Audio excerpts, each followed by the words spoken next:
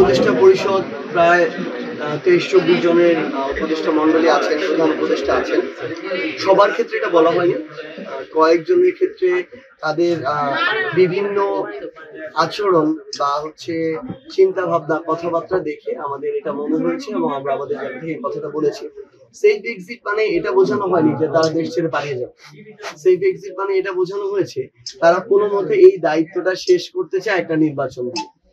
এটা তো একটা অভ্যুত্থান পরবর্তী অন্তর্বর্তীকালীন সরকারের কোনো একজন উপদেষ্টার চিন্তা ভাবনা হতে পারে না।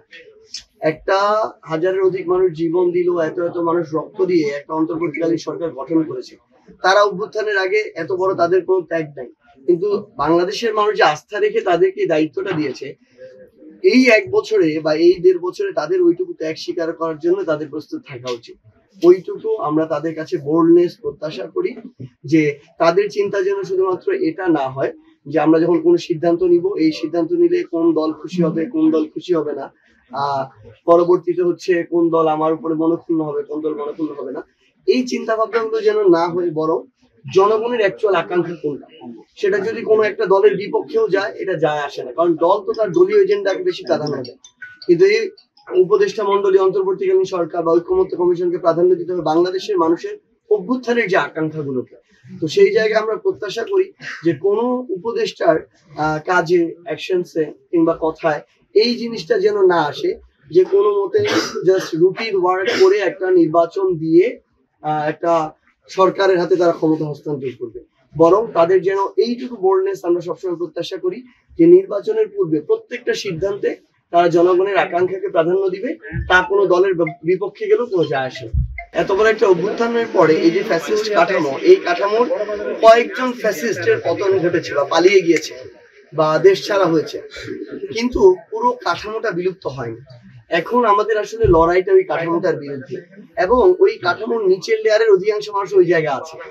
তারা প্রত্যেকটা সময়, আপনি যখন এটা পুনর্গঠন করতে চান, সংস্কার করতে চান, আপনি যখন লাল ফিতার দৌরাত্ম্য বন্ধ করতে চান, তারা প্রত্যেক সময় এখানে বাধা হয়ে দাঁড়ায়, এবং এই বাধা দেওয়াটাকেই তারা তাদের সফলতা মনে করে। এবং তারা এই যে বাধা দিচ্ছে, এই রিপোর্ট গুলো তারা তাদের ফ্যাসিস্টদের যে যারা ছিল জনক জননী তাদের সিস্টেমে, তাদের কাছে পাঠায় এবং ক্রেডিট নেয়। সো আমাদের এখন লড়াইটা হচ্ছে এই পুরো সিস্টেমটার বিরুদ্ধে এবং সিস্টেমের নিচের লেয়ারে যারা আছে।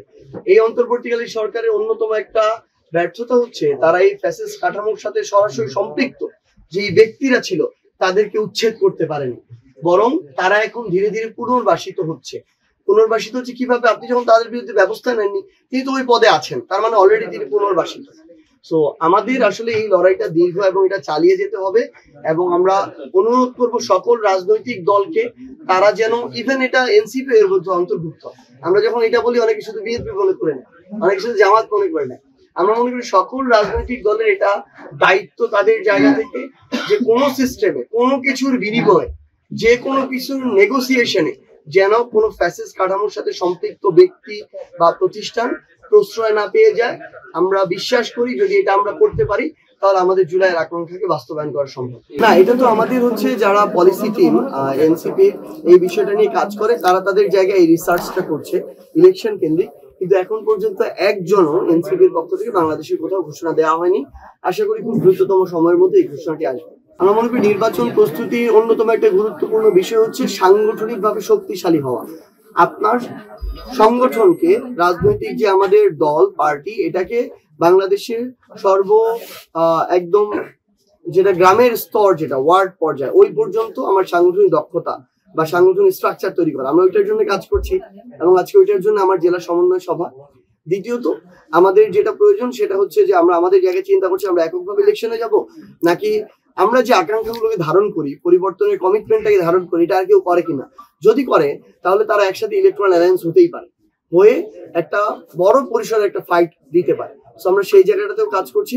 পাশাপাশি আমাদের বাংলাদেশের প্রত্যেকটি আসনে কারা কারা আমাদের প্রার্থী হতে পারে, কোন আসনে আমাদের সম্ভাব্যতা কেমন এবং কোন আসনে শক্তিমত্তা কেমন, এই বিষয়গুলো নিয়ে আমাদের অ্যানালাইসিস চলছে।